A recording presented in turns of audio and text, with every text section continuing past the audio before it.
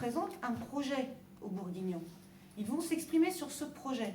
Dans le projet d'Europe Écologie, la question du pôle nucléaire, et on l'affirme, économiquement, socialement, il y a sur la base de chiffres, l'argent qui sera mis sur le pôle nucléaire, c'est en effet la création de 8000 emplois.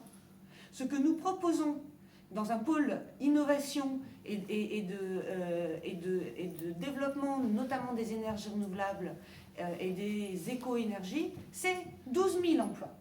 Donc rien que sur ce point-là, vous faites le différentiel en termes de création d'emplois, sur la même durée, le même investissement, c'est 4 000 emplois de plus d'investir sur les énergies renouvelables.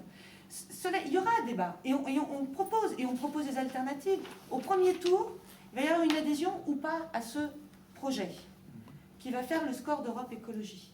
Moi, ce que j'espère au jour d'aujourd'hui, c'est qu'il y aura le maximum de citoyens bourguignons pour exprimer leur confiance, pour exprimer leur espoir sur les listes Europe Écologie, qui permettront à Europe Écologie Bourgogne de peser, et ensuite de s'asseoir autour de la table éventuelle avec les partenaires éventuels. Ce sera des partenariats, et du partenariat de projet. Ce ne sera pas on le disait, un petit deal entre amis. Bien entendu qu'autour de la table, la question va se poser. Mais moi, je vous dirais une autre chose, c'est que sur la question du nucléaire, la classe politique, notamment les socialistes, sont très divisés. Ils n'ont pas tous la même analyse. Alors, il y a peut-être une majorité de socialistes qui est pour le pôle nucléaire au sein du Conseil régional et dans leurs candidats. Une majorité, peut-être seulement. À charge pour les socialistes, qui, eux, ont déjà compris que ce n'était pas la solution d'avenir pour la Bourgogne, telle que ça se positionne au niveau national, tel que certains pourront se positionner au niveau régional, de peser également dans ce sens-là. Et donc, on verra au moment du deuxième tour, et c'est pas joué. Et moi, je crois encore à notre capacité de convaincre. Dernière question. Dans l'hypothèse, on va absolument être à oui, juste pour compléter, nous comptons faire une bonne campagne et avoir de bons résultats.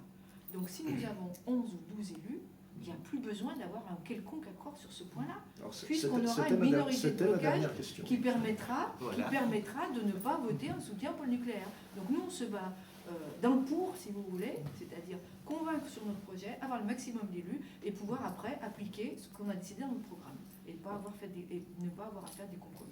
Mais ce qui serait envisageable si vous faisiez un excellent score, je ne sais pas, supérieur à 15% par exemple, que vous mainteniez votre liste, c'est-à-dire qu'il n'y ait absolument pas d'accord, de discussion, et vous décidiez de rester et de participer aux deuxième tour. Je crois qu'elle a insisté, il va le redire, sur cette capacité à travailler ensemble et de partenariat. Je pense que tu le diras beaucoup mieux que moi. Non, ça ne se résume pas à la manière dont... On est capable, on l'a prouvé, d'engager des partenariats. L'écologie n'est pas une secte qui attend avec patience d'être à 51% pour faire quelque chose. Nous avons déjà agi dans les conseils régionaux, nous agissons tous les jours en liaison avec les associations, nous travaillons.